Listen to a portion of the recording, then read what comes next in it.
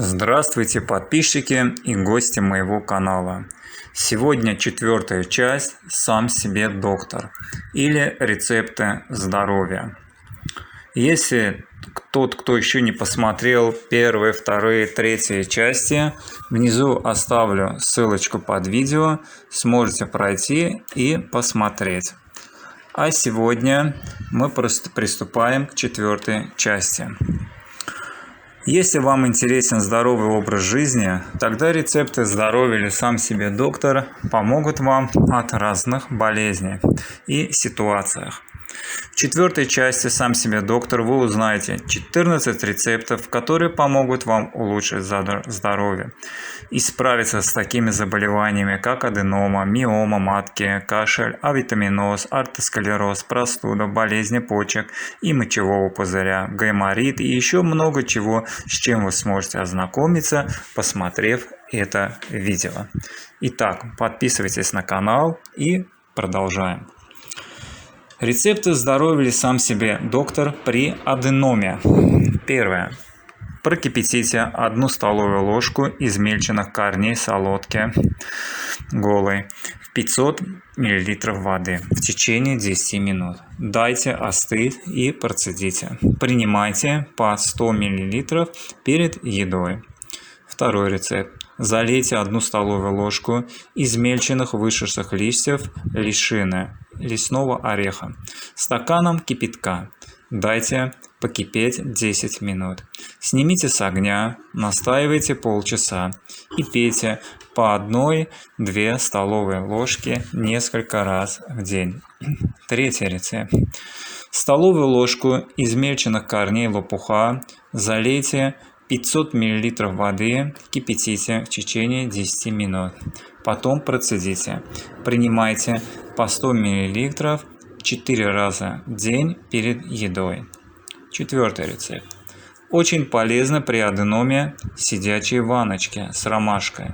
Залейте 2 столовые ложки сухого сырья 6 литрам кипятка, дайте настояться. Принимать такую ванночку нужно раз в день в течение 10 дней. Пятый рецепт. Хороший результат дает пихтовое масло. В крем для тела добавьте 5-6 капель масла. И в этой массе ежедневно смаживайте промежность. Мазь не применяется на мошонку и анусе. Шестой рецепт. Рецепт от миомы матки.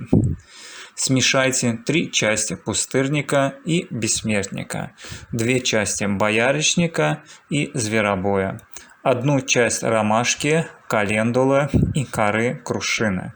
С вечера 2 столовые ложки смеси залейте в термосе, где-то 450 мл кипятка, и настаивайте ночь. Пейте по 100 мл 2 раза в день за час до еды в течение 3 месяцев. Седьмой рецепт. Рецепт при мастите.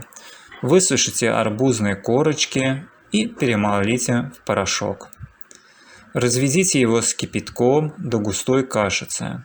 Приложите ее в теплом виде к груди. Закрепите и оставьте на ночь. Делайте так через день, пока уплотнения не рассосутся. Восьмой рецепт. При кашле залейте 50 грамм изюма, стакан кипятка, настаивайте, укутав 30 минут, потом процедите. Влейте 3 столовые ложки лукового сока и выпейте на ночь. Девятый рецепт. При подагре смешайте в равных частях сухие цветочки ромашки с цветками черной бузины. Залейте их небольшим количеством кипятка. Через несколько минут слейте воду. Траву отожмите и, не дав остыть, сложите в сшитый из редкой ткани мешочек. Приложите мешочек к больному месту, обвяжите сверху шерстяной тканью. Теперь поговорим о целебной силе редьки. Про редьку. Калорийность редьки всего 36 калорий на 100 грамм. поэтому ее рекомендуется включать в диету для похудения. При этом в редьке содержится много клетчатки и все необходимые микроэлементы. Итак, рецепт 10, но про редьку это первый. Редька незаменима при авитаминозах и общем истощении организма. На севере ее употребляют в пищу для профилактики цинги. Если регулярно есть редьку, даже понемногу улучшается работа пищеварительной системы, предотвращаются застойные явления, обновляются клетки желудка. Рецепт 10.2. Народные целители советуют есть редьку для профилактики артеросклероза при простуде, гайморите, а также при болезнях при мочегонной системе. В корнеплоде много фитоцидов, веществ с сильным бактериальным эффектом. Это своеобразная замена антибиотикам. В черной редьке содержатся соли калия. Именно поэтому она полезна при проблемах с сосудами и повышенном давлении. Употребляя в пищу редьку, можно очистить сосуды, вывести из них избыток вредного холестерина. Черная редька на столе – хорошая профилактика различных болезней печени. Именно благодаря фитонцидам черная редька используется при лечении пневмонии, гайморита, бронхита, ангины.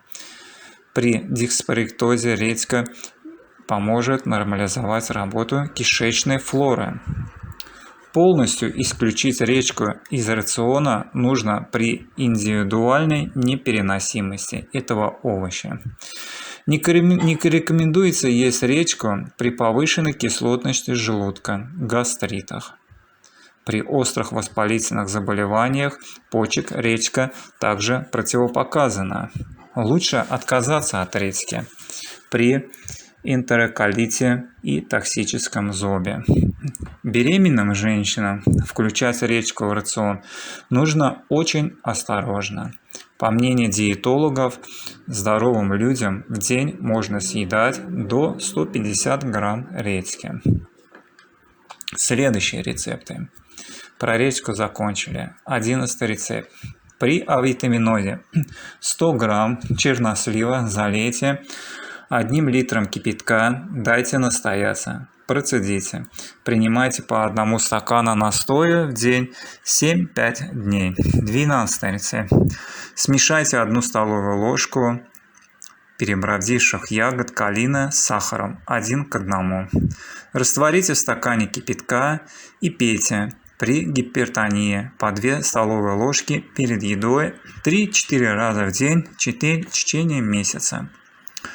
При гинвите, стомаците полощите рот 5 раз в день соком болгарского перца. Во рту 1-2 минуты повторяйте по 5 раз за один сеанс. 14 рецепт, последний. От болезни почек, мочевого пузыря хорошо принимать отвар пшена.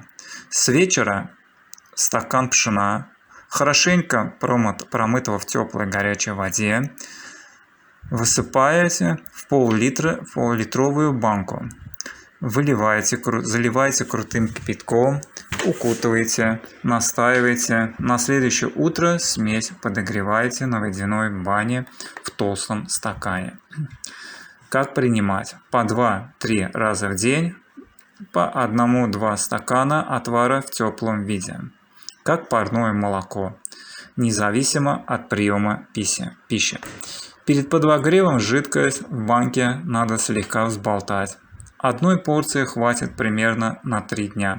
Потом делайте новый из свежего пшена. Отвар пшена надо принимать не менее недели без перерыва. Если болезнь запущена, то 10 дней обязательно, иначе положительного эффекта не будет и снова придется возвращаться к лекарствам.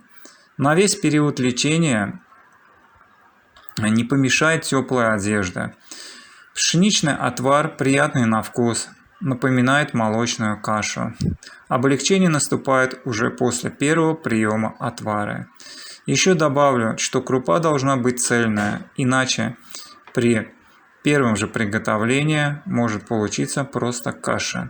Отвар пшена выводит небольшие камни из почек и мочевого пузыря. Помогает также при женских болезнях.